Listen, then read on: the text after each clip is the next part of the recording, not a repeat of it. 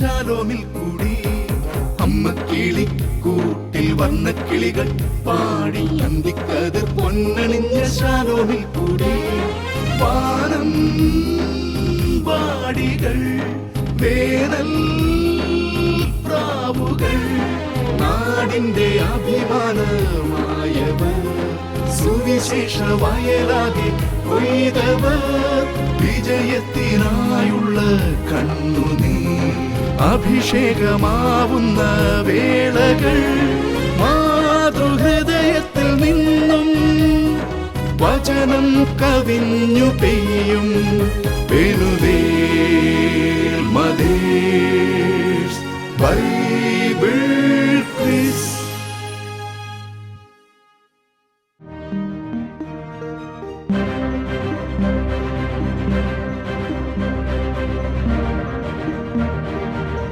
ഏതാണ് ലഭിച്ചത്? 2, 1, 3.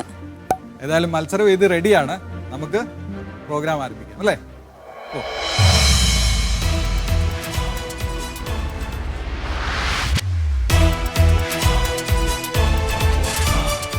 Penuel mothers Bible quiz season 2.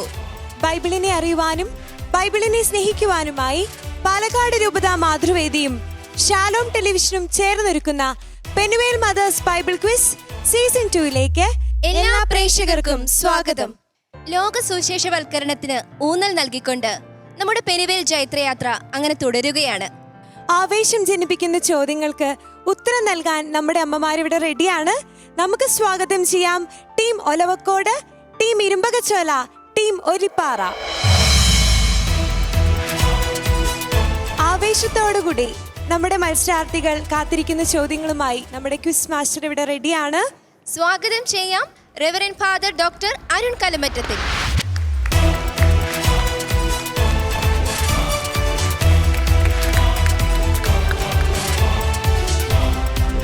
Penuel the face of God, ദൈവത്തിൻ്റെ മുഖം. പുതിയൊരു എപ്പിസോഡ് ആരംഭിക്കുകയാണ്. Penuel mothers Bible quiz season 2വിൻ്റെ ഈ പുതിയ എപ്പിസോഡിലേക്ക് ഏവർക്കും സ്വാഗതം. മത്സരം ആരംഭിക്കുന്നതിന് മുൻപ് ഏതാനും പൊതുനിർദ്ദേശങ്ങൾ. ഈ മത്സരത്തിൻ്റെ ശ്രദ്ധേയമായ കാര്യം, നാളിതുവരെ ഒരു മത്സരത്തിൽ 3 ടീമുകളിൽ നിന്ന് 2 ടീമുകൾ അടുത്ത ഘട്ടത്തിലേക്ക് തിരഞ്ഞെടുക്കപ്പെടുമായിരുന്നെങ്കിൽ ഈ മത്സരത്തിൽ ഒരു ടീം മാത്രമാണ് അടുത്ത ഘട്ടത്തിലേക്ക് പ്രവേശിക്കാനിരിക്കുന്നത്. നിങ്ങളിലേറെ സമ്മർദ്ദമുണ്ടാക്കുന്ന ഒരു കാര്യമാണത് എന്നെനിക്കറിയാം. മത്സരം ആരംഭിക്കുമ്പോൾ ആദ്യം നമ്മൾ അറിഞ്ഞിരിക്കേണ്ടത് 5 റൗണ്ടുകളിലായിട്ടാണ് ഈ മത്സരം പുരോഗമിക്കുന്നത്, പൂർത്തിയാകുന്നത് എന്നുള്ളതാണ്. നേരിട്ടുള്ള ചോദ്യങ്ങളുണ്ട്, ബസർ സ്വഭാവമുള്ളവയുണ്ട്, ഹെൽപ്പ് ഡെസ്ക് സഹായിക്കുകയോ നേരിട്ട് ഉത്തരം പറയുകയോ ചെയ്യുന്ന റൗണ്ടുകളുണ്ട്. അങ്ങനെ 5 റൗണ്ടുകൾ പൂർത്തിയാകുമ്പോൾ ആരാണ് അടുത്ത ഘട്ടത്തിലേക്ക് പ്രവേശിക്കുന്നത് എന്നറിയാനാണ് ഞങ്ങൾ കാത്തിരിക്കുന്നത്. നമുക്ക് ആരംഭിക്കാം.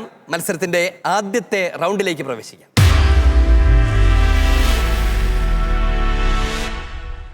ഈ റൗണ്ടിൻ്റെ പ്രത്യേകത, ചോദ്യം നേരിട്ട് ലഭിക്കുന്ന ടീമിന് മാത്രമല്ല പോയിന്റ് കിട്ടാൻ പോകുന്നത്, ശരി ഉത്തരം തങ്ങളുടെ കടലാസുകളിൽ എഴുതുന്നവർക്കും പോയിന്റ് കിട്ടും. അതിൻ്റെ ക്രമം ഇങ്ങനെയാണ്. ക്വിസ് മാസ്റ്റർ ഒരു ടീമിനോട് ചോദ്യം ചോദിക്കും. അവർ ഉത്തരം ആലോചിച്ചുകൊണ്ടിരിക്കെ മറ്റ് 2 ടീമുകൾ തങ്ങളുടെ ഉത്തരങ്ങൾ എഴുതും. നിങ്ങളുടെ ഉത്തരങ്ങൾ ശരിയാണെങ്കിൽ ചോദ്യം നേരിട്ട് കിട്ടിയ ടീമിന് 30 പോയിന്റും മറ്റ് ടീമുകൾക്ക് 20 പോയിന്റും ലഭിക്കും. അങ്ങനെ എല്ലാ ചോദ്യത്തിനും പോയിന്റ് നേടാനുള്ള സാധ്യത തുറന്നിട്ടുകൊണ്ടാണ് ഈ റൗണ്ട് ആരംഭിക്കുന്നത്. നമ്മുടെ കൂടെയുള്ളത് team Olippara, team Irumbakachola, team Olavakkode. ഇവരെല്ലാം വിജയശ്രീലാളിതരായിട്ടാണ് ഈ പുതിയ ഘട്ടത്തിലേക്ക് എത്തിയിരിക്കുന്നത്. നമ്മൾ ആരംഭിക്കുന്നത് ടീം ഒലവക്കോട് നിന്നാണ്. ഒലവക്കോട് റെഡിയാണല്ലേ? ചെറിയൊരു ആശങ്കയൊക്കെ ഉണ്ടോ? ഉണ്ട്. വളരെ എളുപ്പമുള്ള ചോദ്യങ്ങളിലേക്കാണ് നാം പ്രവേശിക്കാൻ പോകുന്നത്. നിങ്ങൾക്കുള്ള ചോദ്യം ഇതാണ്. ഈശോ പിശാചുക്കളെ ബഹിഷ്കരിച്ചപ്പോൾ ഫരിസേയരൊക്കെ പറഞ്ഞു, ഇവൻ പിശാചുക്കളുടെ തലവനായ ബേൽസബൂലിനെ കൊണ്ടാണ് ഇവയെ ബഹിഷ്കരിക്കുന്നത് എന്ന് പറഞ്ഞു. ആ ആരോപണം കേട്ടപ്പോൾ ഈശോ പറഞ്ഞു, ഞാൻ ദൈവാത്മാവിനെ കൊണ്ടാണ് പിശാചുക്കളെ ബഹിഷ്കരിക്കുന്നത്. ഞാൻ പിശാചുക്കളെ ബഹിഷ്കരിക്കുന്നത് ദൈവാത്മാവിനെ കൊണ്ടാണെങ്കിൽ എന്ത് സംഭവിച്ചു കഴിഞ്ഞിരിക്കുന്നുവെന്നാണ് ഈശോ പറഞ്ഞത്.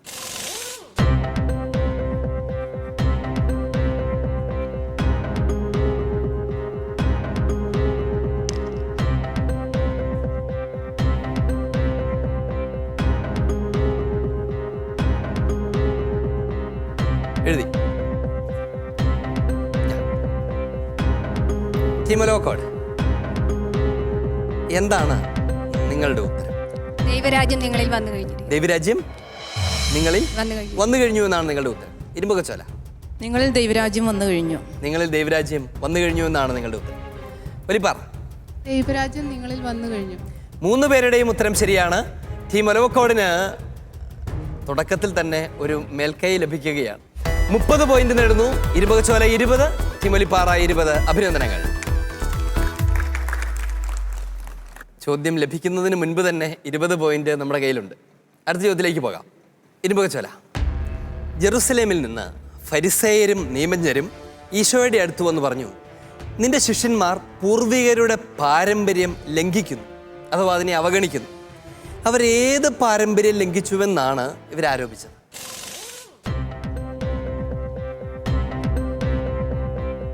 ഉത്തരം പറയാനുള്ള ഒരു ചെറിയ താല്പര്യം ഉണ്ടായല്ലേ പറഞ്ഞു കൊടുക്കാൻ? ഒലിപ്പാറ എഴുതി, ഒലവക്കോട് എഴുതി.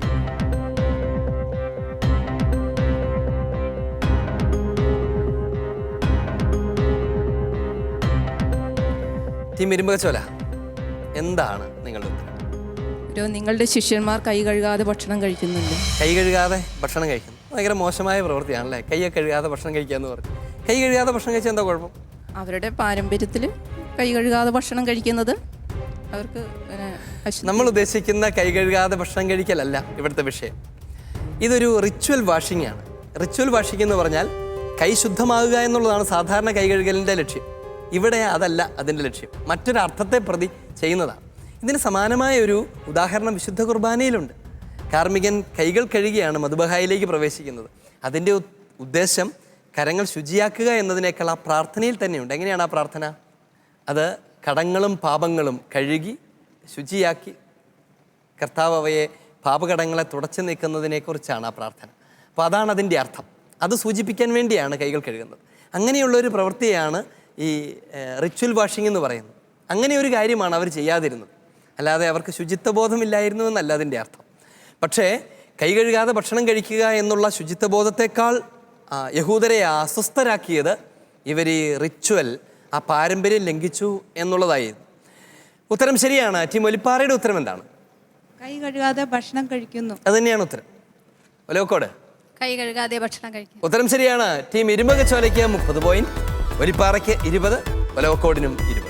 അഭിനന്ദനം.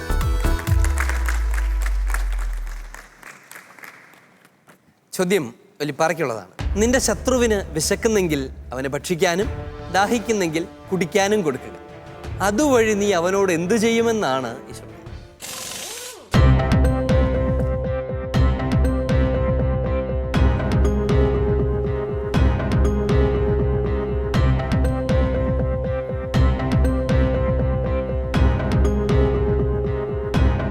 എഴുതി.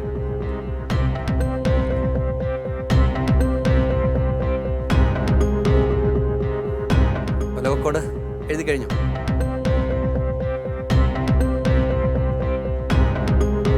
സമയം പൂർത്തിയായി.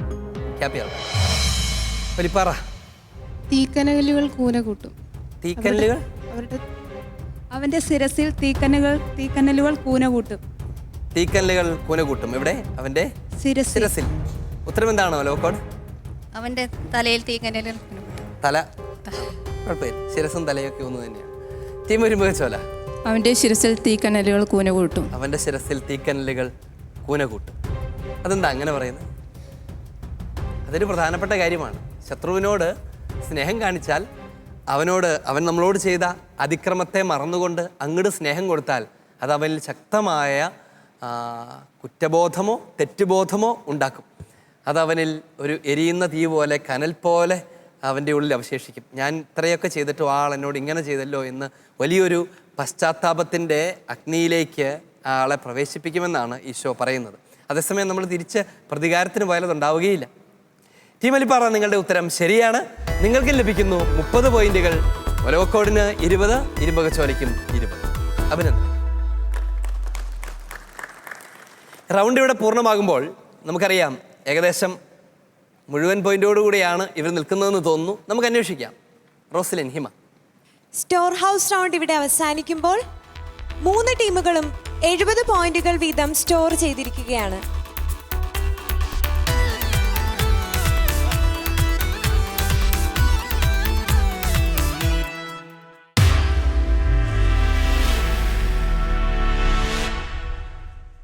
പോയിന്റുകൾ എത്രമാത്രം നേടാമെന്ന് തീരുമാനിക്കുന്നത് നിങ്ങളാണ്. ഞാൻ ചോദ്യം തരികയേ ഉള്ളൂ, അത് ആർക്ക് എന്ന് ഞാൻ തീരുമാനിക്കില്ല. ഉത്തരം ആര് പറയണമെന്ന് തീരുമാനിക്കാനുള്ള പൂർണ്ണമായ അവകാശം അത് നിങ്ങളുടേതാണ്. നിങ്ങൾക്ക് ഉത്തരമറിയാമെങ്കിൽ, അത് കൃത്യമാണെന്ന് ഉറപ്പുണ്ടെങ്കിൽ, അത് പറയാനുള്ള ധൈര്യമുണ്ടെങ്കിൽ നിങ്ങൾക്ക് നിങ്ങളുടെ ബസർ അമർത്താം. ഉത്തരം ശരിയെങ്കിൽ നിങ്ങൾക്ക് 30 പോയിന്റ് ലഭിക്കും, തെറ്റിയാൽ 10 പോയിന്റ് ഞാൻ തിരിച്ചെടുക്കും. ഉത്തരം തെറ്റാണെങ്കിൽ വലതുവശത്ത് നിൽക്കുന്ന ടീമിന്, ബസർ ചെയ്ത ടീമിൻ്റെ വലതുവശത്ത് നിൽക്കുന്ന ടീമിന് ചോദ്യം പാസ് ചെയ്യുകയും ചെയ്യും. തയ്യാറല്ലേ? നമുക്ക് ആരംഭിക്കാം. വിശുദ്ധ പൗലോസ്ലീഹായുടെ അപ്പസ്തോലിക സ്ഥാനം ചോദ്യം ചെയ്യപ്പെട്ടപ്പോൾ വിശുദ്ധ പൗലോസ് നൽകുന്ന വിശദീകരണമാണ് ഗലാത്യ ലേഖനത്തിൻ്റെ ഒരു പ്രധാന ഭാഗം. പൗലോസ്ലീഹ ഒരു മെത്രാനായിരുന്നുവെന്ന് സൂചിപ്പിക്കുന്ന വളരെ പ്രസക്തമായ ഒരു വാചകമുണ്ട് ഗലാത്യ ലേഖനത്തിൽ. ഏതാണ്?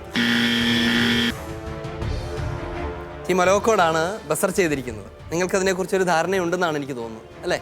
അതുകൊണ്ടാണോ ബസർ ചെയ്തത്, അതോ പേടിച്ചിട്ട് പ്രസ് ചെയ്തു പോയതാണോ? ഉത്തരം പറയൂ. അധികാരം,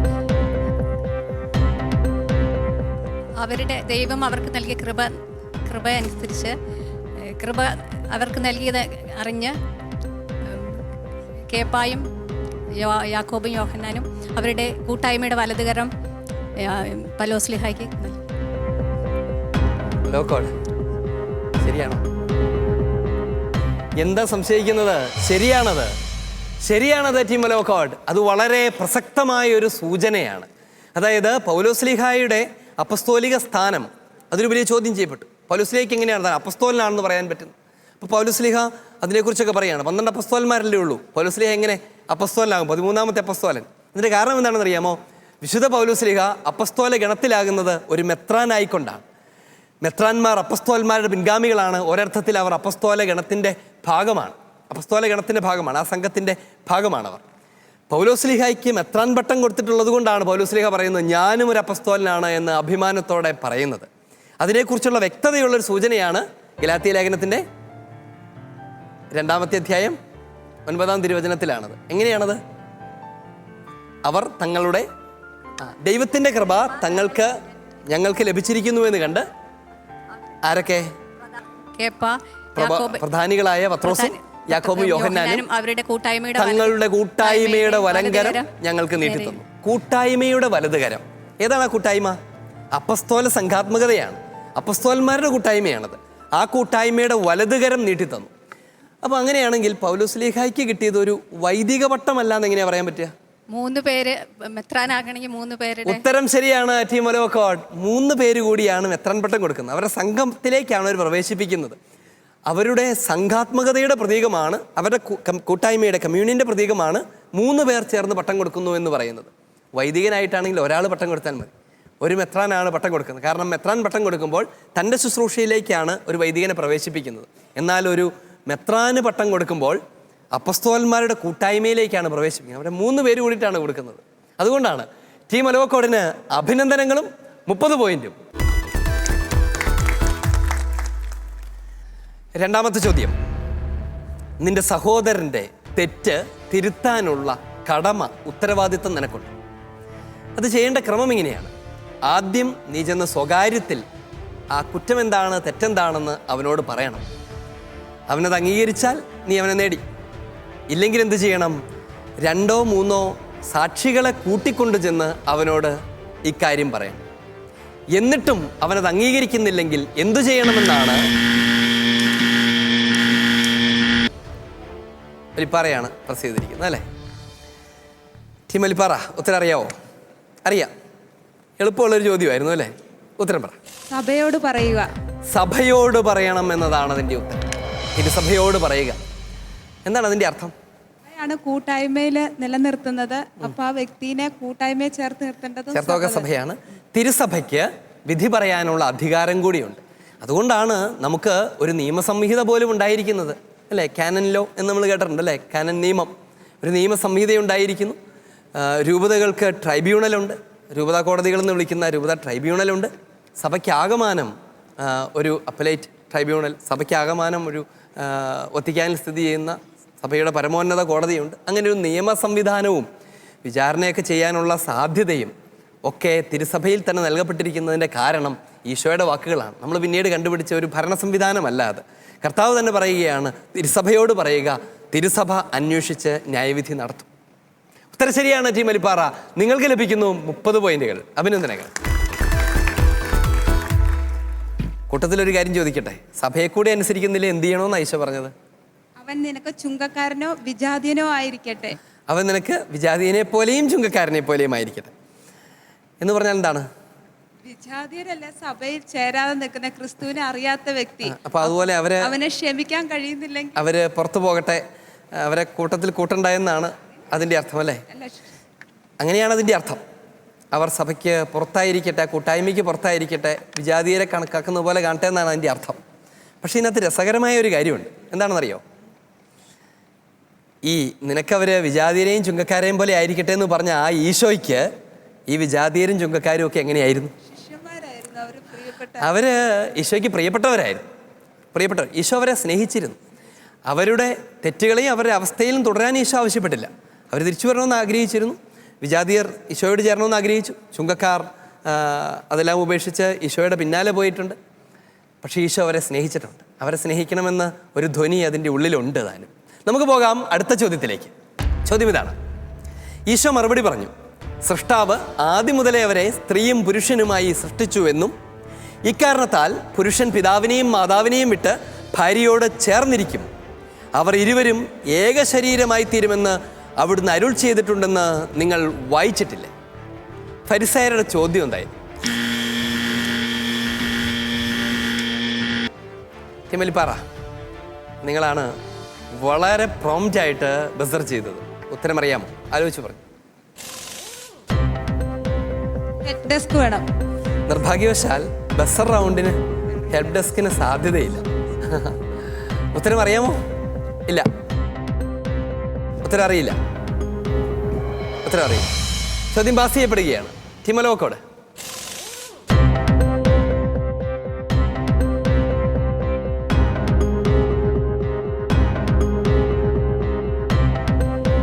രണ്ട് സെക്കൻഡ് കൂടി സമയം. പുരുഷനും സ്ത്രീയുമായി ദൈവമനുഷ്യനെ സൃഷ്ടിച്ചത്. ഉത്തരം തെറ്റാണ്. ചോദ്യം അതല്ല. ടീം ഇരുമ്പകച്ചോല, എന്തായിരുന്നു അവരുടെ ചോദ്യം? ഒരുവൻ ഭാര്യയെ ഉപേക്ഷിക്കുന്നത് നിയമാനുസൃതമാണോ അല്ലയോ? ഏതെങ്കിലും കാരണത്താൽ ഒരുവൻ ഭാര്യയെ ഉപേക്ഷിക്കുന്നത് നിയമാനുസൃതമാണോ എന്ന ചോദ്യത്തിന്റെ മറുപടിയാണ് ഈശോ പറഞ്ഞത് ഒരു കാരണത്താലും അത് നിയമാനുസൃതമല്ല എന്ന്. ടീം ഇരുമ്പകച്ചോലയ്ക്ക് ലഭിക്കുകയാണ് 20 പോയിന്റുകൾ. തീർന്നില്ല. ഒലിപ്പാറ 10 പോയിന്റ് എനിക്ക് തിരിച്ചു തരണം. സാരമില്ല അല്ലേ? കുഴപ്പമില്ല. നിങ്ങൾക്കതിൻ്റെ ഉത്തരം അറിയായിരുന്നോ? പെട്ടെന്ന് അങ്ങ് ചെറുതായിട്ടൊന്ന് പേടിച്ചു പോയി. സാരമില്ല. ശാന്തമായി ചോദ്യം കേട്ടാൽ നിങ്ങൾക്ക് ഉത്തരം നൽകാൻ കഴിയും. 4ാമത്തെ ചോദ്യം. രാത്രി കഴിയാറായി, പകൽ സമീപിച്ചിരിക്കുന്നു, അതുകൊണ്ട് നമുക്ക് അന്ധകാരത്തിൻ്റെ പ്രവൃത്തികൾ പരിത്യജിക്കാം. എന്നിട്ട് എന്ത് ചെയ്യും? ഇരുമ്പകച്ചോലയാണ് ബസർ ചെയ്തിരിക്കുന്നത്. വല്ലോ ആലോചിച്ചിട്ട് പ്രസ് ചെയ്തതാണോ? ആണ്. എങ്കിലും ഉത്തരം പറയൂ. പ്രകാശത്തിന്റെ ആയുധങ്ങൾ ധരിക്കാം. ഉത്തരം ശരിയാണ്. നമുക്ക് പ്രകാശത്തിന്റെ ആയുധങ്ങൾ ധരിക്കാം എന്നതാണ് അതിന്റെ പൂർണ്ണത.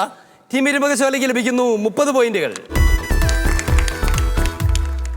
4ാമത്തെ ചോദ്യത്തോടുകൂടെ ഈ റൗണ്ട് ഇവിടെ പൂർണ്ണമാവുകയാണ്. 1ാമത്തെ റൗണ്ടിന്റെ സ്ഥിതിയല്ല ഇപ്പോൾ. നമുക്ക് നോക്കാം. റോസലിൻ ഹിമ. ഞൊടിയിടയിൽ ഉത്തരങ്ങൾ നൽകിയപ്പോൾ ഇവർ നേടിയ പോയിന്റ്സ് ഇങ്ങനെയാണ്. Team Olavakkode 100 points, team Irumbakachola 120 points, team Olippara 90 points.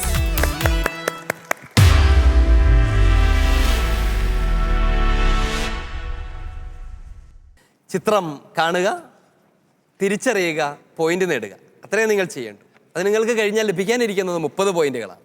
നമുക്ക് ആരംഭിക്കാം. ചോദ്യം ആരംഭിക്കേണ്ടത് ഇരുമ്പകച്ചോലയിൽ നിന്നാണ്. ചോദ്യത്തിലേക്ക് പോകാം. 1ാമത്തെ ചോദ്യം. 1822 ഓസ്ട്രിയയിലെ ഒരു കർഷക കുടുംബത്തിൽ ജനിച്ചു. പാരമ്പര്യ ശാസ്ത്രത്തിൻ്റെ അഥവാ ജനറ്റിക്സ് പിതാവായി അറിയപ്പെടുന്ന ഇദ്ദേഹം അഗസ്റ്റീനിയൻ സന്യാസിയായ ഒരു കത്തോലിക്ക വൈദികനാണ്.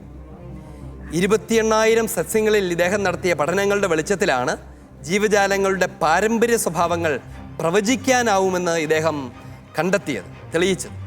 ഇദ്ദേഹം കണ്ടുപിടിച്ച ജൈവ ഘടകങ്ങൾ ഇന്ന് ജീനുകളെന്ന് അറിയപ്പെടുന്നു. ഇദ്ദേഹത്തിൻ്റെ പഠനങ്ങളെല്ലാം നടന്നത് 1856-63 കാലഘട്ടത്തിലാണ്. എങ്കിലും ശാസ്ത്രലോകത്ത് അവ അംഗീകരിക്കപ്പെടുകയും ചിരപ്രതിഷ്ഠ നേടുകയും ചെയ്തത് അദ്ദേഹത്തിൻ്റെ മരണശേഷം 16 വർഷങ്ങൾക്കിപ്പുറമാണ്. ഫിലോസഫിയിലും ഊർജ്ജതന്ത്രത്തിലും പ്രാവീണ്യം നേടിയ ഇദ്ദേഹം പാരമ്പര്യ ഗുണങ്ങളെക്കുറിച്ചുള്ള പഠനത്തോടൊപ്പം കാലാവസ്ഥയിലും ജ്യോതിശാസ്ത്രത്തിലും ഏറെ പഠനങ്ങൾ പ്രസിദ്ധീകരിച്ചു. ജനിതകശാസ്ത്രത്തിന് ഗണിതശാസ്ത്രപരമായ അടിത്തറ നൽകിയ ഈ വൈദികനായ ശാസ്ത്രജ്ഞൻ ആരാണ്? ടീം ഇരുമ്പകച്ചോല. Father Gregor Mendel. Father Gregor Mendel. Mendel. Quiz master 5 minute എടുത്ത് ഇത്രയും വലിയ ചോദ്യം പറഞ്ഞു കഴിയുമ്പോൾ നിങ്ങളൊരു ശ്വാസം പോലും വിടാണ്ട് ഇങ്ങനെ ഉത്തരം പറഞ്ഞ് ഞാൻ എന്ത് ചെയ്യും? ശരിയാണോ? അത് ആണ്. ഉത്തരം ശരിയാണ്. ടീം ഇരുമ്പകച്ചോല, നിങ്ങൾക്ക് ലഭിക്കുന്നു 30 പോയിന്റുകൾ. അഭിനന്ദനങ്ങൾ. ടീം ഒലിപ്പാറ, ചോദ്യത്തിലേക്ക് പോകാം. ഒത്തിരി ടെൻഷൻ അടിച്ചാണ് നിൽക്കുന്നത്. ആണോ? ശരി, ഒരു മനസ്സിലാകുമ്പോൾ ടെൻഷൻ ഉണ്ടാവാതിരിക്കും. ചെറുതായിട്ടേ ഉള്ളൂ. സമാധാനത്തിൽ ചോദ്യം കേൾക്കുക, ഉത്തരത്തിലേക്ക് പോകാം. നിങ്ങൾക്കുള്ള വിഷയം കന്യാകുമാരി ജില്ലയിലുള്ള ഉദയഗിരി കോട്ടയിൽ സ്ഥിതി ചെയ്യുന്ന ഒരു മൃതകുടീരമാണ് ചിത്രത്തിൽ. ഭാരതസഭയിലെ പ്രഥമ അൽമായ വിശുദ്ധനായ ദേവസഹായത്തോട് ആദ്യമായി സുവിശേഷം പ്രസംഗിക്കുകയും അദ്ദേഹത്തെ മാനസാന്തരത്തിലേക്ക് നയിക്കുകയും വിശ്വാസത്തിലേക്ക് നയിക്കുകയും ചെയ്ത ആളുടെ കല്ലറയാണിത്. തിരുവിതാംകൂർ രാജ്യത്തിൻ്റെ സർവ്വസൈന്യാധിപനായിരുന്നു ഇദ്ദേഹം. വിശുദ്ധ ദേവസഹായം ക്രിസ്തുമതം സ്വീകരിച്ചതിൻ്റെ പേരിൽ ജയിലിൽ അടയ്ക്കപ്പെട്ടപ്പോൾ അദ്ദേഹത്തെ സന്ദർശിക്കുകയും എല്ലാ സഹായങ്ങളും ചെയ്തു കൊടുക്കുകയും ചെയ്തതും ഇദ്ദേഹമാണ്. കൂടാതെ ദേവസഹായത്തിൻ്റെ അന്ത്യദിനങ്ങളിൽ അദ്ദേഹത്തെ സന്ദർശിച്ച് മനോധൈര്യം പകർന്നു നൽകുകയും അദ്ദേഹത്തിന് വേണ്ടി പ്രാർത്ഥിക്കുകയും ചെയ്തു.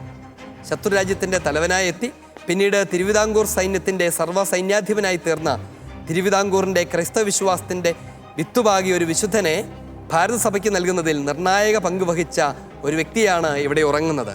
ആരാണ് അത്? ക്യാപ്റ്റൻ ഡിലനോയുടെ. Captain Delannoy. ഉത്തരം ശരിയാണ്. ഉത്തരം ശരിയാണ്. അൽത്തേഷ് ബെർണാഡ് ഡിൽനോയ്. കുറഞ്ഞ വർഷം ക്യാപ്റ്റൻ ഡിൽനോയ് എന്ന് പറഞ്ഞാലും ശരിയാണ്. നിങ്ങളുടെ ഉത്തരം രണ്ടും ശരിയാണ്. ടീം ഒലിപ്പാറ, നിങ്ങൾക്ക് ലഭിക്കുന്നു 30 പോയിന്റുകൾ. അഭിനന്ദനങ്ങൾ. അത്രയും വലിയ പേരൊക്കെ കാണാതെ പഠിച്ചു വന്നേക്കുവാണല്ലേ. ഓക്കെ, നമുക്ക് പോകാം. ടീം ഒലവക്കോട്, നിങ്ങളുടെ വികാരിച്ചൻ എന്ത് പറഞ്ഞാണ് നിങ്ങളെ അയച്ചത്? നന്നായി പെർഫോം ചെയ്യാൻ പറഞ്ഞു. ആരാണ് നിങ്ങളുടെ വികാരിച്ചൻ? ഫാദർ ജോസ് കുളമ്പി. കുളമ്പിലച്ചനാണ്. കുളമ്പലച്ചൻ ഇങ്ങനത്തെ കാര്യങ്ങളിലൊക്കെ വലിയ താല്പര്യമുള്ള പാലക്കാട് രൂപതയിലച്ഛനാണ്. അച്ഛൻ എന്ത് പറഞ്ഞു നിങ്ങളോട്? നന്നായി മത്സരിച്ച് വരാൻ പറഞ്ഞു. നന്നായിട്ട് പഠിച്ചിട്ട് വരാൻ പറഞ്ഞു. നന്നായിട്ട് പഠിച്ചിട്ടാണോ വന്നേക്കുന്നത്? പഠിച്ചിട്ടുണ്ട്. എങ്കിൽ നമുക്ക് വിഷയത്തിലേക്ക് പോകാം അല്ലേ. വിഷയം തൻ്റെ 19ാമത്തെ വയസ്സ് മുതൽ 23 വർഷം സോവിയറ്റ് യൂണിയനിലെ വിവിധ തടവറകളിൽ ക്രൈസ്തവ വിശ്വാസത്തെ പ്രതി കഠിനമായ പീഡകൾ സഹിച്ച വ്യക്തിയാണ് വിശുദ്ധ ജോൺ ബോൾ മാർപ്പാപ്പയോടൊപ്പം ഈ ചിത്രത്തിൽ കാണുന്നത്. മാതാപിതാക്കൾ നിരീശ്വര ചിന്താഗതിക്കാരായിരുന്നെങ്കിലും ഇദ്ദേഹത്തിൻ്റെ മുത്തശ്ശി ഉറച്ച കത്തോലിക്ക വിശ്വാസിയായിരുന്നു. അവിടെ നിന്ന് ലഭിച്ച വിശ്വാസം എവിടെയും ആരോടും ക്രിസ്തുവിനെക്കുറിച്ച് പറയാൻ ധൈര്യം കാട്ടുന്ന ഒരു യുവാവായി അദ്ദേഹത്തെ വളർത്തി. തടവറയിൽ പോലും സുവിശേഷ പ്രഘോഷണം തുടർന്നപ്പോൾ ഫ്രീ സെല്ലിലിട്ട് കൊല്ലാൻ അധികാരികൾ തീരുമാനിച്ചു. എന്നാൽ അത്ഭുതകരമായി പരിശുദ്ധ അമ്മയുടെ സാന്നിധ്യം കൊണ്ട് ആ ഫ്രീ സെല്ലിൽ നിന്ന് മരണത്തിൽ നിന്ന് അദ്ദേഹം രക്ഷപ്പെട്ടു. കത്തോലിക്ക സഭയ്ക്കും വിശ്വാസത്തിനും വേണ്ടി നിരന്തരം പോരാടിയ ഈ വ്യക്തി ആരാണ്? ജോസഫ് ടെറിലിയ. ജോസഫ് ടെറിലിയ. ടെറിലിയ. ഉത്തരം ശരിയാണ്. അത് ജോസഫ് ടെറിലിയാണ്. ടീം ഒലവക്കോട്, നിങ്ങൾക്ക് ലഭിക്കുകയാണ് 30 പോയിന്റുകൾ. അഭിനന്ദനങ്ങൾ. ഈ റൗണ്ടിൻ്റെ രണ്ടാമത്തെ ഘട്ടം, രണ്ടാമത്തെ പകുതി, അത് ഹെൽപ്പ് ഡെസ്കിനുള്ള ചോദ്യങ്ങളാണ്. നിങ്ങൾ ഇത് കാത്തിരിക്കുകയാണെന്ന് എനിക്ക് തോന്നുന്നു അല്ലേ?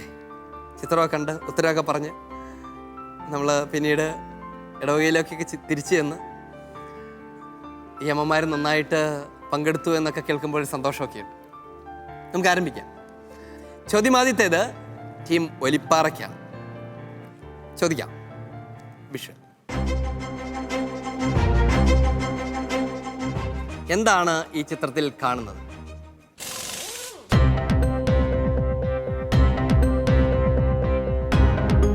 ഇതൊരു ഐക്കണാണ്. എന്താണ് ഇതിൽ കാണുന്നത്? ഉത്തരം പറയാം. 7 അപ്പം മീനും കൊടുത്ത് ശിഷ്യന്മാരത് വിളമ്പി കൊടുക്കുന്നത്. എന്നിട്ട് അവർ എത്ര കുട്ട ശേഖരിച്ചു? 7 കൊട്ട. 7 കുട്ട. 7 കുട്ടകൾ ശേഖരിച്ചു. ഉത്തരം ശരിയാണ്. ഈശോ 7 അപ്പവും മത്സ്യവും വർദ്ധിപ്പിച്ച് ജനങ്ങൾക്ക് നൽകുകയും ഭക്ഷിച്ച് തൃപ്തി വന്നപ്പോൾ ബാക്കി വന്നവ 7 കുട്ടകളിൽ ശേഖരിക്കുകയും ചെയ്തതാണത്. ഉത്തരം ശരിയാണ്. ഒലിപ്പാറ നിങ്ങൾക്ക് ലഭിക്കുകയാണ് 30 പോയിന്റുകൾ. ടീം ഇരുമ്പകച്ചോല, നിങ്ങളൊരു ചിത്രം കാണാൻ പോവുകയാണ്. ആ ചിത്രത്തിൽ കാണുന്നത് ഏത് ഉപമയാണ് എന്ന് കണ്ടെത്തണം. റെഡിയാണോ? ചോദ്യം. ഉത്തരം പറയാം. ഏത് ഉപമയാണ് ചിത്രത്തിൽ കണ്ടത്?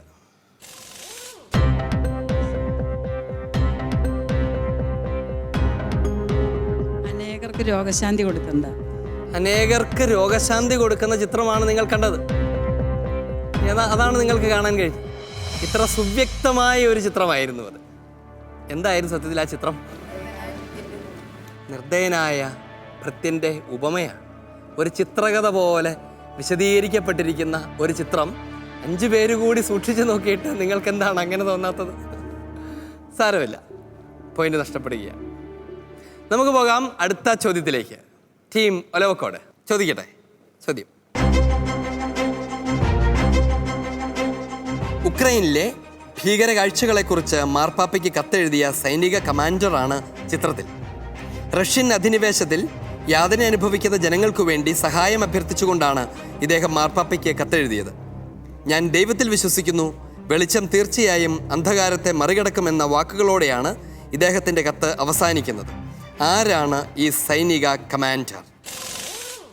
സെർഹി വൊലീനി. ടിമലോക്കോട്, നിങ്ങളുടെ ഉത്തരം ശരിയാണ്. അത് മേജർ സെർഹി വൊലീനയാണ്. ടിമലോക്കോട് ലഭിക്കുകയാണ് 30 പോയിന്റുകൾ. അഭിനന്ദനങ്ങൾ. ഈ ചോദ്യത്തോടുകൂടെ ഈ റൗണ്ട് ഇവിടെ പൂർണ്ണമാവുകയാണ്. ആരാണ് മുൻപിൽ നിൽക്കുന്നത് എന്ന് നമുക്ക് പരിശോധിക്കാം. Doctor Rosalin Hima. Visual round ഇവിടെ സമാപിക്കുമ്പോൾ ടീം ഒലവക്കോട് നേടിയിരിക്കുന്നു 160 പോയിന്റ്സ്. ടീം ഇരുമ്പകച്ചോല നേടിയിരിക്കുന്നു 150 പോയിന്റ്സ്. ടീം ഒലിപ്പാറ നേടിയിരിക്കുന്നു 150 പോയിന്റ്സ്.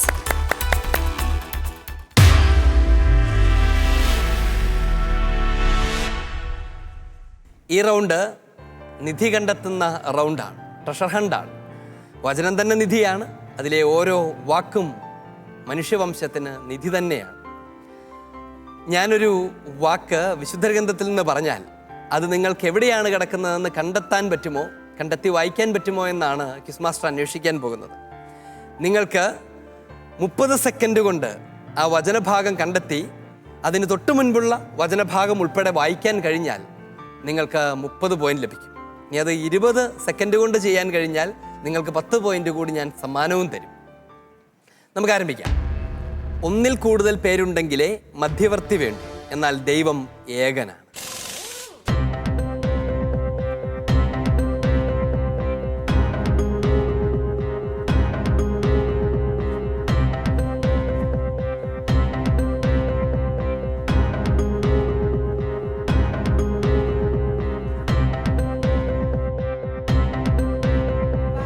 സിദ്ധിച്ചവന് സന്തതി ലഭിക്കുന്നതുവരെ പാപങ്ങൾ നിമിത്തം നിയമം നൽകപ്പെട്ടു. ദൈവദൂതന്മാർ വഴി ഒരു മധ്യവർത്തിയിലൂടെ അത് വിളംബരം ചെയ്യപ്പെട്ടു. ഒന്നിൽ കൂടുതൽ പേരുണ്ടെങ്കിലേ മധ്യവർത്തി വേണ്ടു, എന്നാൽ ദൈവം. ഉത്തരം ശരിയാണ്. ടീം ഒലിപ്പാറ 30 പോയിന്റും പിന്നെ സമ്മാനവും കൂട്ടിച്ചേർത്ത് നിങ്ങൾക്ക് 40 പോയിന്റുകൾ. അടുത്ത ചോദ്യം ടീം ഒലവക്കോടിനാണ്. നിങ്ങൾ കണ്ടെത്തേണ്ട വചനം ഇതാണ്. എന്നെ പ്രതി അവർ ദൈവത്തെ മഹത്വപ്പെടുത്തി. എന്നെ പ്രതി അവർ ദൈവത്തെ മഹത്വപ്പെടുത്തി.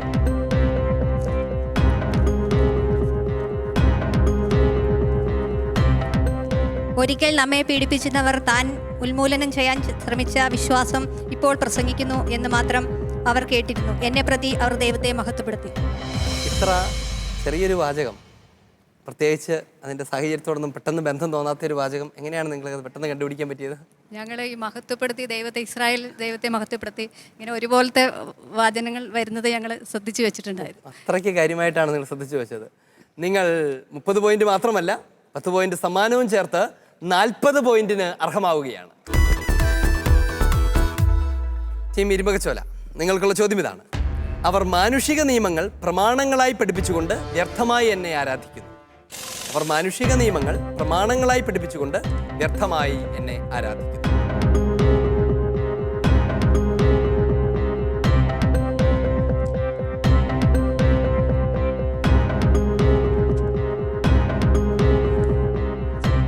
ഈ ജനം അധരം കൊണ്ട് എന്നെ ബഹുമാനിക്കുന്നു, എന്നാൽ അവരുടെ ഹൃദയം എന്നിൽ നിന്ന് വളരെ അകലെയാണ്. അവർ മാനുഷിക നിയമങ്ങൾ പ്രമാണങ്ങളായി പഠിപ്പിച്ചുകൊണ്ട് വ്യർത്ഥമായി എന്നെ ആരാധിക്കുന്നു. ഈ ഇരുമ്പകച്ചോല, നിങ്ങളും കൃത്യമായി തന്നെ അത് കണ്ടെത്തി വായിച്ചു. നിങ്ങൾക്ക് ലഭിക്കുന്നു 30ഉം പിന്നെ 10ഉം കൂടി കൂട്ടിച്ചേർത്ത് 40 പോയിന്റുകൾ. അഭിനന്ദനങ്ങൾ. ഈ റൗണ്ടിൻ്റെ ആദ്യത്തെ ഘട്ടം തുല്യമായ പോയിന്റുകളോടെ അവസാനിക്കുമ്പോൾ രണ്ടാമത്തെ ഘട്ടം അത് ഹെൽപ്പ് ഡെസ്കിനുള്ളതാണ്. നമുക്ക് ആരംഭിക്കാം. ഇത് വാശിയേറിയ ഒരു മത്സരമാണ്. അതിൽ രസകരമായൊരു റൗണ്ടാണിത്. നിങ്ങൾക്കായി ഒരു വചനഭാഗം ഭാഗങ്ങളായി മുറിച്ച് ഈ മേശപ്പുറത്ത് ഒളിച്ചു വെച്ചിട്ടുണ്ട്. നിങ്ങൾ വരുന്നു, അത് പരിശോധിച്ച് ആ വചനഭാഗം കണ്ടെത്തുന്നു. അത് നിങ്ങൾക്ക് കൃത്യമായി ക്രമീകരിക്കാൻ കഴിയുമെങ്കിൽ നിങ്ങൾ ഈ ബോർഡിൽ ഡിസ്പ്ലേ ചെയ്യണം. വായിക്കാൻ പറ്റുന്നത് പോലെ അത് ക്രമീകരിക്കണം. എന്നിട്ടത് വായിച്ച് കേൾപ്പിക്കണം. ഇത്രയും കാര്യങ്ങൾ നിങ്ങൾക്ക് 1.5 മിനിറ്റിനുള്ളിൽ ചെയ്യാൻ പറ്റിയാൽ നിങ്ങൾക്ക് 30 പോയിന്റ് ലഭിക്കും. ഇനി 1 മിനിറ്റിനുള്ളിൽ ചെയ്യാൻ പറ്റിയാൽ നിങ്ങൾക്ക് 40 പോയിന്റ് ലഭിക്കും. റെഡിയാണ്? വരൂ.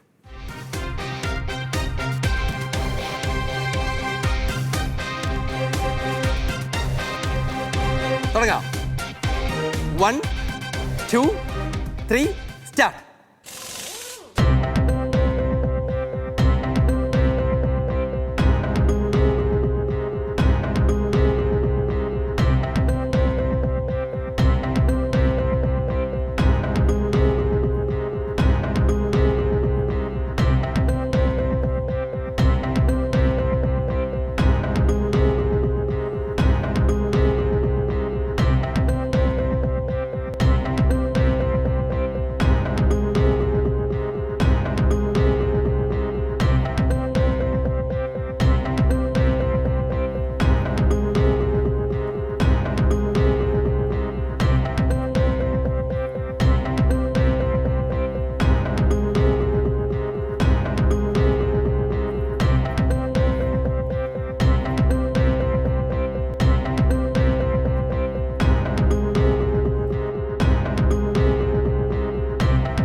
സെക്കൻഡ് കൂടി.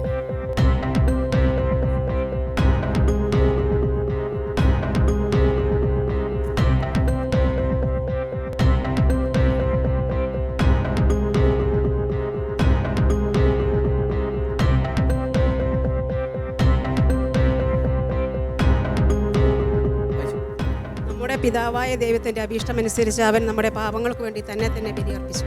ഉത്തരം ശരിയാണ്. നമ്മുടെ പിതാവായ ദൈവത്തിന്റെ അഭീഷ്ടമനുസരിച്ച് അവൻ നമ്മുടെ പാപങ്ങൾക്ക് വേണ്ടി തന്നെ ബലിയർപ്പിച്ചു. നിങ്ങൾ അവസാന നിമിഷങ്ങളിലാണ് അത് പൂർത്തിയാക്കിയത്. അതുകൊണ്ട് നിങ്ങൾക്ക് സമ്മാനമായിട്ടുള്ള പോയിന്റൊന്നുമില്ല. പക്ഷെ നിങ്ങൾക്ക് ലഭിക്കുകയാണ് 30 പോയിന്റുകൾ. ടീം ഒലവക്കോട് റെഡിയാണ്? വരൂ.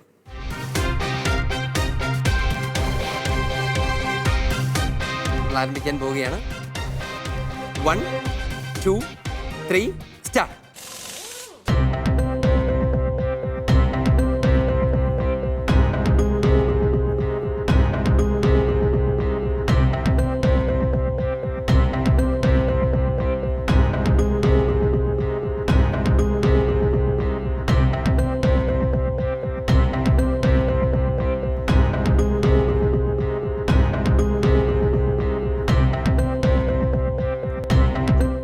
സെക്കൻഡുകൾ പൂർത്തിയായിരിക്കുന്നു.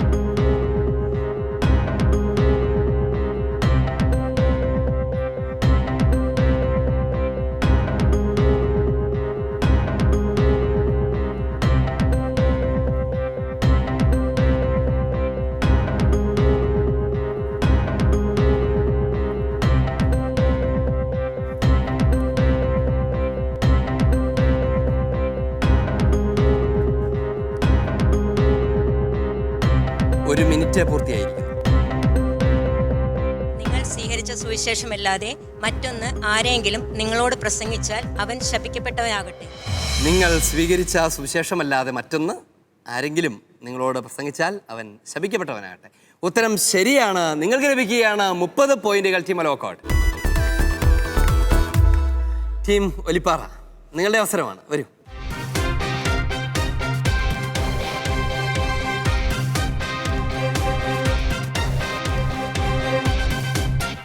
ആരംഭിക്കാൻ പോവുകയാണ്. 1 2 3 സ്റ്റാർട്ട്.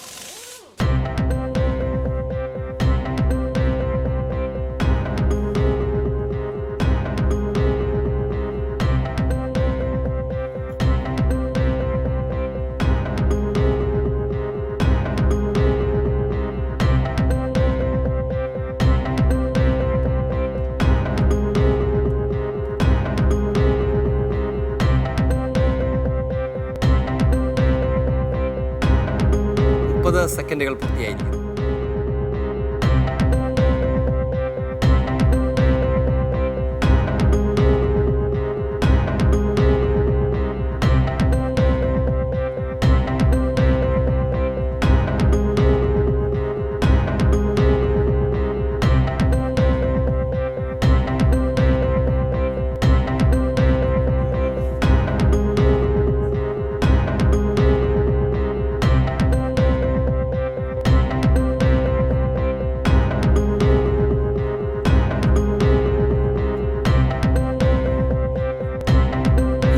സെക്കൻഡ് കൂടി.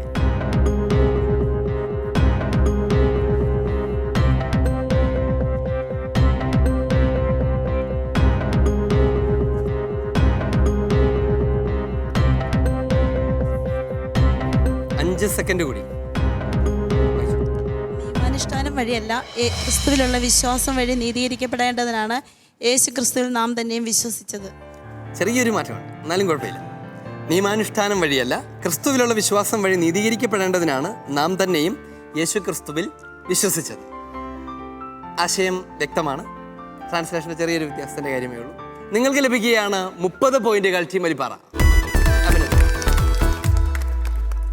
ഈ റൗണ്ട് ഇവിടെ പൂർണ്ണമാവുകയാണ്. ഈ മത്സരത്തിൻ്റെ വിധി നിർണ്ണയിക്കാനിരിക്കുന്ന 5ാമത്തെ റൗണ്ടിലേക്ക് നാം പ്രവേശിക്കുകയാണ്. അതിനു മുൻപ് സ്കോർ ബോർഡ് എന്താണെന്ന് നോക്കാം. 4 റൗണ്ടുകൾ ഇവിടെ പൂർത്തിയാകുമ്പോൾ സ്കോർ ബോർഡ് ഇങ്ങനെയാണ്. Team Olavakkode 230 points, team Irumbakachola 220 points, team Olippara 220 points.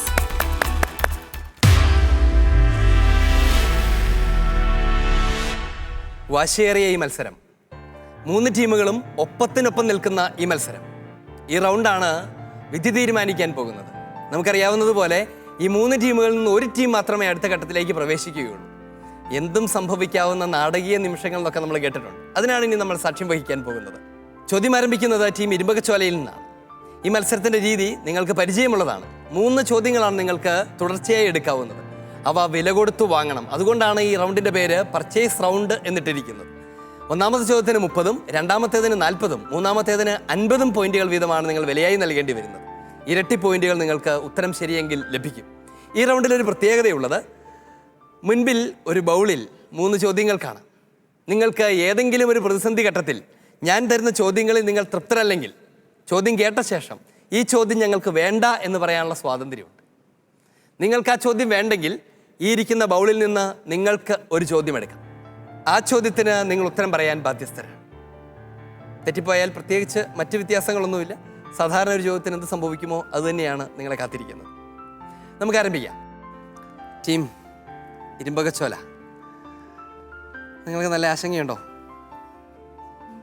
ഇതെന്ത് സംഭവിക്കുമെന്ന് നമുക്ക് ആർക്കും അറിഞ്ഞുകൂടാ, അല്ലേ? നിങ്ങൾക്ക് ഈ 3 ചോദ്യങ്ങളുടെയും ശരി ഉത്തരം പറയാൻ പറ്റിയാൽ നിങ്ങൾ അജയ്യരായി തീരാനുള്ള സാധ്യതയുണ്ട്, അല്ലേ? നിങ്ങൾ ആദ്യത്തെ ചോദ്യം എടുക്കണോ, അതോ ഇപ്പോഴത്തെ സേഫ് സോണിൽ നിന്നിട്ട് ബാക്കിയുള്ളവർക്ക് പോവുകയാണെങ്കിൽ പോട്ടെ, അന്നേരം ഞങ്ങൾക്ക് കിട്ടാമെന്ന് വിചാരിക്കുന്നു? 3 ടീമുകളുടെ ഏതാണ്ട് തുല്യമായ പോയിന്റുകളാണ്. ചോദ്യം എടുക്കാൻ പോവുകയാണ്. എങ്ങാനും അത് എടുത്തിട്ട് പുറകോട്ട് പോയാലോ, കിട്ടിയിട്ട് മുൻപോട്ട് പോയാലോ എന്നാണ് നിങ്ങൾ വിചാരിക്കുന്നത്. എടുക്കൂ.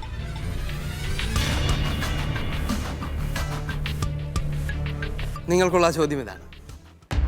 ദൈവവചനം തിരുസഭയിൽ സംരക്ഷിക്കപ്പെടുന്നതിനു വേണ്ടി എന്ത് നൽകിക്കൊണ്ടാണ് ശ്ലീഹന്മാർ മെത്രാന്മാരെ തങ്ങളുടെ പിന്തുടർച്ചക്കാരായി നിയമിച്ചത്?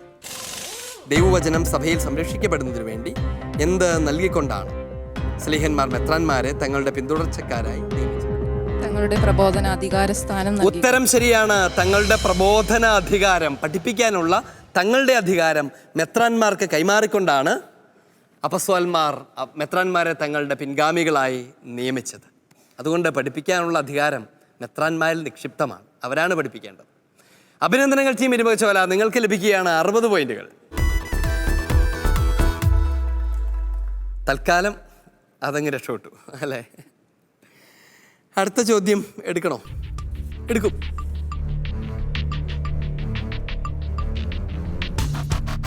ചോദ്യം സങ്കീർണമാണെങ്കിൽ നിങ്ങൾ പേടിക്കാനൊന്നുമില്ലല്ലേ? ഈ ചോദ്യത്തിനും ഒരു ഹെൽപ്പ് ഡെസ്ക് വേണേൽ കിട്ടാം. ഇനി അതും പറ്റില്ലെന്നുണ്ടെങ്കിൽ നിങ്ങൾക്ക് ഉത്തരം പറയുന്നതിന് മുൻപ് മാത്രമേ ഇതൊക്കെ നടക്കും. ചോദ്യം ഇവിടെ നിന്ന് മാറിയെടുക്കാം. റെഡി? ചോദ്യം ഇതാണ്. ദൈവം തൻ്റെ അപരിമേയമായ കാരുണ്യവും നമ്മുടെ മനുഷ്യപ്രകൃതിയോടുള്ള പരിപാലനവും പരിഗണനയും പുലർത്തി വാക്കുകൾ എത്രമാത്രം മാർദ്ദവം നൽകിയാണ് പ്രയോഗിച്ചിരിക്കുന്നതെന്ന് നാം അറിയുന്നതിന് വേണ്ടിയാണ്. ഇതാരുടെ ലിഖിതങ്ങളിൽ നിന്ന് കൗൺസിൽ കോട്ട് ചെയ്തിരിക്കുന്നതാണ്? John Chrysostom. വിശുദ്ധ ജോൺ ക്രിസോസ്റ്റമാണത്. ടീം ഇരുമ്പകച്ചോല വീണ്ടും കിട്ടുകയാണ് നിങ്ങൾക്ക് പോയിന്റ്. 80 പോയിന്റുകൾ നിങ്ങൾക്ക് സ്വന്തമായിരിക്കുന്നു. അഭിനന്ദനങ്ങൾ. 2 കിട്ടിയെന്നോർത്ത് മൂന്നാമത്തേത് എന്താവും നമുക്കാർക്കും അറിഞ്ഞുകൂടല്ലോ. നല്ലൊരു പൊസിഷൻ നിർത്തുവാണോ നല്ലത്, അതോ അടുത്ത ഒരു പോയിന്റും കൂടെ 100 പോയിന്റ് കൂടെ മേടിച്ച് അതങ്ങ് സേഫ് ആക്കുവാണോ നല്ലത്? പോയിന്റ് എടുക്കാൻ പോവുകയാണ് അല്ലേ? ദുരപാരമായ ധൈര്യമാണ്.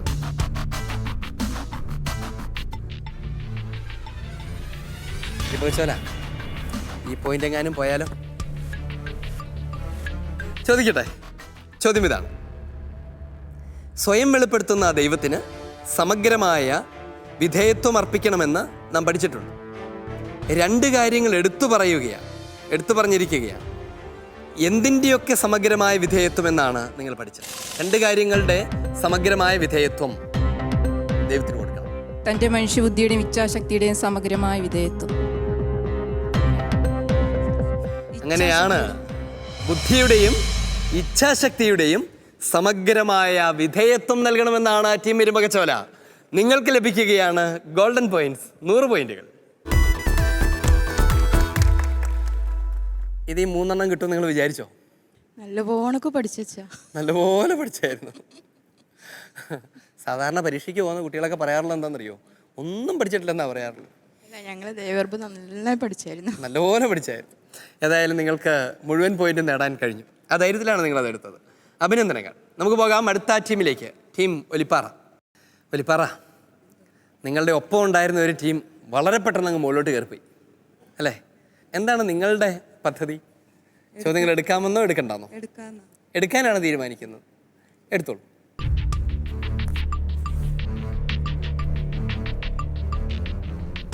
ചോദ്യം ഇതാണ്.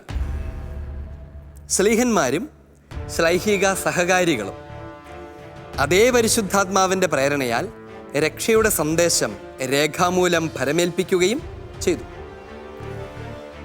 7ാമത്തെ അധ്യായ പാരഗ്രാഫിൽ ആണ് നമ്മളിത് കേട്ടത്. ഈ രേഖാമൂലം ഫലമേൽപ്പിച്ച എന്ന് പറയുന്നത് എന്തിനെക്കുറിച്ചാണ്? എന്ത് ചെയ്തതിനെക്കുറിച്ച്? സ്ലീഹന്മാര് തങ്ങളുടെ സജീവ പ്രബോധനാധികാരം നൽകിക്കൊണ്ട് മെത്രാന്മാരെ പിന്തുടർച്ചക്കാരായി നിയമിച്ചു. നിർഭാഗ്യവശാൽ ടീം ഒലിപ്പാറ ഉത്തരം തെറ്റാണ്. നിങ്ങൾക്ക് തന്നെ തോന്നിയായിരുന്നു തെറ്റാണെന്നല്ലേ? എന്താണ് അതിൻ്റെ ഉത്തരമെന്ന് ആർക്ക് പറയാം? ആർക്കെങ്കിലും പറയാൻ തോന്നുന്നുണ്ടോ? അതായിരുന്നു അതിൻ്റെ ഉത്തരം. വിശുദ്ധ ഗ്രന്ഥം രേഖപ്പെടുത്തിയതിനെ കുറിച്ചാണ്. ദൈവിക വെളിപാട് ലിഖിത രൂപത്തിലായതിനെ കുറിച്ചാണ് അത്. 30 പോയിന്റ് നഷ്ടപ്പെടുകയാണ്. സാരമല്ല. അടുത്ത ചോദ്യം എടുക്കണം. എടുക്കും. തരും. 40 പോയിന്റാണ് വന്നേക്കുന്നത് അല്ലേ? ചോദിക്കട്ടെ. ചോദ്യം ഇതാണ്. അപ്പസ്തോലന്മാർ എന്തിനു വേണ്ടിയാണ് തൻ്റെ പിന്തുടർച്ചക്കാരെ തുടർന്ന് നിയമിച്ചത്? അപ്പസ്തോലന്മാർ എന്തിനു വേണ്ടിയാണ് തങ്ങളുടെ പിന്തുടർച്ചക്കാരെ തുടർന്ന് നിയമിച്ചത്? ശ്ലൈഹിക പാരമ്പര്യം സൈനിക പാരമ്പര്യം പിന്തുടർച്ച അവകാശത്തിലൂടെ കൈമാറി. ഉത്തരം തെറ്റാണല്ലോ ടീം ഒലിപ്പാറ. സാരമില്ല. അതിൻ്റെ ഉത്തരം എന്താണെന്ന് അറിയാം? ആർക്ക് പറയാം? ആർക്കെങ്കിലും പറയാൻ തോന്നുന്നുണ്ടോ? അല്ല, അതിൻ്റെ ഉത്തരം ഇതാണ്. സമഗ്രവും സജീവവുമായ സുവിശേഷം സഭയിൽ അഭംഗുരം സംരക്ഷിക്കപ്പെടാൻ വേണ്ടിയാണ്. സുവിശേഷം സഭയിൽ സംരക്ഷിക്കപ്പെടാൻ വേണ്ടിയാണ് അപ്പസ്തോലന്മാർ തങ്ങളുടെ പിന്തുടർച്ചക്കാർ തുറന്ന് നിയമിച്ചത് എന്ന് നിങ്ങൾ ദൈവറൂമിൽ വായിച്ചു. സാരമില്ല. എങ്ങനെയാണ് നമ്മൾ അടുത്ത ചോദ്യം എടുക്കാൻ പോവുകയാണ്. 50 പോയിന്റുകൾ നഷ്ടപ്പെടുത്താനോ നേടാനോ 100 പോയിന്റ് നേടാനോ ആണ് നിങ്ങൾക്ക് ഈ അവസരം. ചോദ്യം എടുക്കുവാണ്. നിങ്ങൾക്ക് 2 സാധ്യതകൾ ഉണ്ടായിരുന്നു അല്ലേ? വേണമെങ്കിൽ ഒരു ഹെൽപ്പ് ഡെസ്കിൻ്റെ സഹായം തേടാമായിരുന്നു. അതോടൊപ്പം തന്നെ നിങ്ങൾക്ക് ചോദ്യം മാറ്റിയെടുക്കാമായിരുന്നു. ഈ 2 സാധ്യതകളും വേണ്ടെന്ന് വെച്ചു. സാരമില്ല അല്ലേ? ചോദ്യം എടുക്കാം. തരും. സമാനാർത്ഥമുള്ള 2 കാര്യങ്ങൾ പറഞ്ഞിട്ട് നമ്മളിങ്ങനെ വായിക്കുകയാണ്. ഈ 2 കാര്യങ്ങൾ: ലോകത്തിൽ പ്രവാസിയായിരിക്കുന്ന സഭ ദൈവത്തെ കാണുന്ന മുഖക്കണ്ണാടി പോലെയാണ് എന്ന് നിങ്ങൾ പഠിച്ചു. ഏത് 2 കാര്യങ്ങളാണ്? വിശുദ്ധ പാരമ്പര്യവും 2 ഉടമ്പടികൾ അടങ്ങിയ ലിഖിതങ്ങളും. ഉത്തരം ശരിയാണ്. വിശുദ്ധ പാരമ്പര്യവും 2 ഉടമ്പടികൾ അടങ്ങിയ വിശുദ്ധ ലിഖിതങ്ങളും. ഉത്തരം ശരിയാണ്. ടീം ഒലിപ്പാറ, നിങ്ങൾക്ക് ലഭിക്കുകയാണ് 100 പോയിന്റുകൾ. അഭിനന്ദനങ്ങൾ. ഒലിപ്പാറയ്ക്ക് 100 പോയിന്റ് നൽകിക്കൊണ്ട് നമ്മൾ അടുത്ത ടീമിലേക്ക് യാത്രയാവുകയാണ്. ടീം ഒലവക്കോട്. നല്ല പേടിയുണ്ടല്ലേ? ഇപ്പോൾ എന്താണ് സംഭവിച്ചത്? നല്ല മത്സരമായല്ലേ? എന്താ സംഭവിക്കുന്നതെന്ന് പോലും മനസ്സിലാകാൻ പറ്റുന്നതിന് മുൻപ് കാര്യങ്ങളൊക്കെ കുറച്ചൊന്ന് മാറി മറിഞ്ഞിട്ടുണ്ട്. ഇപ്പോൾ നിങ്ങൾക്ക് ശക്തമായ പ്രതിരോധം, വെല്ലുവിളി ഉയർത്തിയിരിക്കുകയാണ് മറ്റൊരു ടീം ഇരുമ്പകച്ചോലയാണത് അല്ലേ? നിങ്ങളുടെ പദ്ധതി എന്താണ്? നിങ്ങൾക്ക് 1ാം സ്ഥാനത്തേക്ക് എത്തണമെങ്കിൽ എന്ത് വേണം? മത്സരിച്ചേ പറ്റൂ. മത്സരിച്ചിട്ട് എങ്ങനെ കയറണം? മുഴുവൻ മാർക്കും കിട്ടണം. 3ഉം ശരിയാകണം അല്ലേ? 3 ശരിയായാൽ മാത്രമേ നിങ്ങൾക്ക് സാധ്യതയുള്ളൂ. എന്താണ് നിങ്ങൾ ചെയ്യാൻ പോകുന്നത്? 1ാമത്തെ ചോദ്യം എടുക്കുകയാണ്. തരൂ. ചോദ്യം: വചനം വ്യാഖ്യാനിക്കുന്ന കാര്യത്തിൽ വ്യാഖ്യാനിക്കുന്നവർ വലിയ ശ്രദ്ധ പുലർത്തേണ്ടതുണ്ട് എന്ന് സഭ പഠിപ്പിക്കുന്നു. ദൈവം തിരുലിഖിതങ്ങളിൽ എങ്ങനെ സംസാരിച്ചിരിക്കുന്നത് കൊണ്ടാണ് ഈ ശ്രദ്ധ വേണമെന്ന് സഭ ആഗ്രഹിക്കുന്നത്?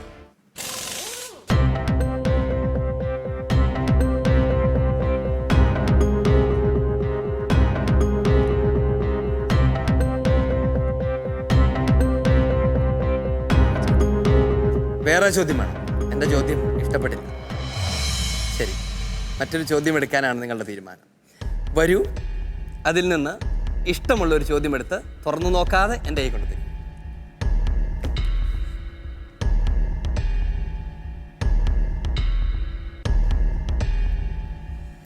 നടുക്ക് നിന്ന ചോദ്യം തന്നെ അങ്ങ് എടുത്തു അല്ലേ? ചോദ്യം ഇതാണ്: ആധ്യാത്മിക ജീവിത പാതയിൽ പ്രകാശം ചൊരിയുകയും അതിനെ സുരക്ഷിതമാക്കുകയും ചെയ്യുന്ന വിശ്വാസപാതയിലെ ദീപങ്ങൾ എന്ന് വിളിക്കുന്നത് എന്തിനെയാണ്?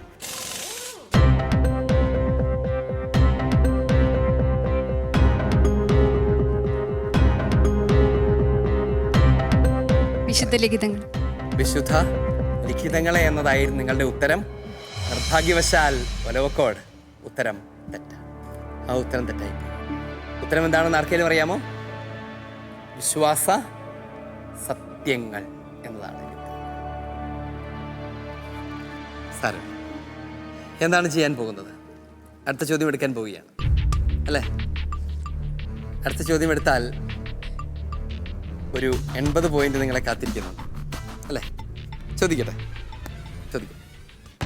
ദൈവീക വെളിപാടിൻ്റെ ആരംഭം, അതിൻ്റെ പ്രാരംഭദശ, അതെവിടെയാണ് ആരംഭിക്കുന്നത്? എവിടെ നിന്നാണ് തുടങ്ങുന്നത്? എവിടെ നിന്നാണ് ആരംഭിക്കുന്നത്? ദൈവീക വെളിപാടിൻ്റെ ആരംഭം അതെവിടെ നിന്നാണ്?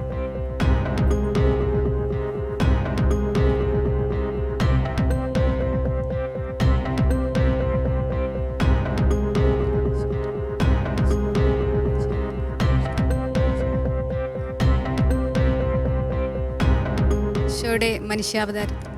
ഈശോയുടെ മനുഷ്യാവതാരം. മനുഷ്യാവതാരത്തിൽ നിന്നാണോ ശരിക്കും ദൈവിക വെളിപാട് ആരംഭിക്കുന്നത്? അത് അവസാനിക്കുന്ന സ്ഥലമായി.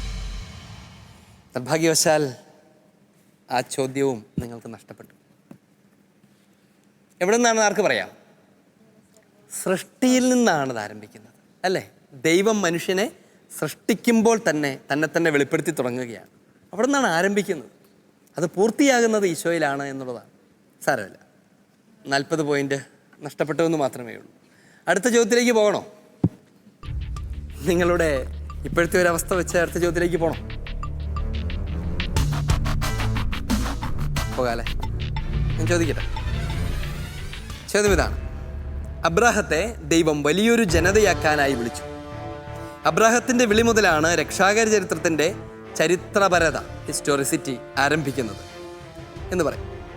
ഉൽപ്പത്തി പുസ്തകത്തിലെ എത്രാമത്തെ അധ്യായത്തിലാണ് അബ്രാഹത്തെ ദൈവം വിളിക്കുന്നതായി കാണുന്നത്?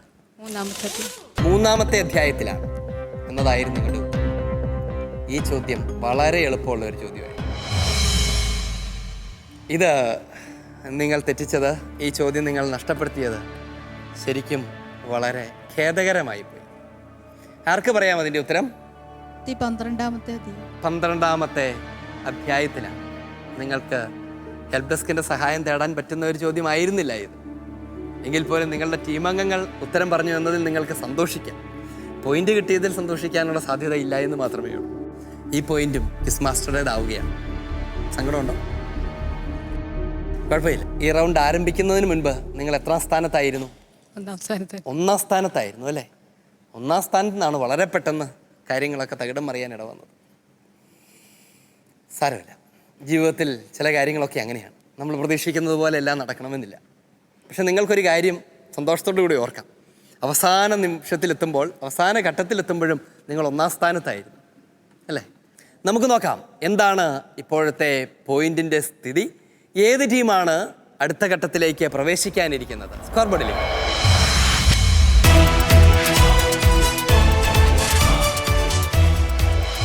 അഞ്ച് റൗണ്ടുകളുള്ള ഈ മത്സരം ഇവിടെ പൂർണ്ണമാകുമ്പോൾ 3-ാം സ്ഥാനത്ത് 110 പോയിന്റുമായി ടീം ഒലവക്കോട്.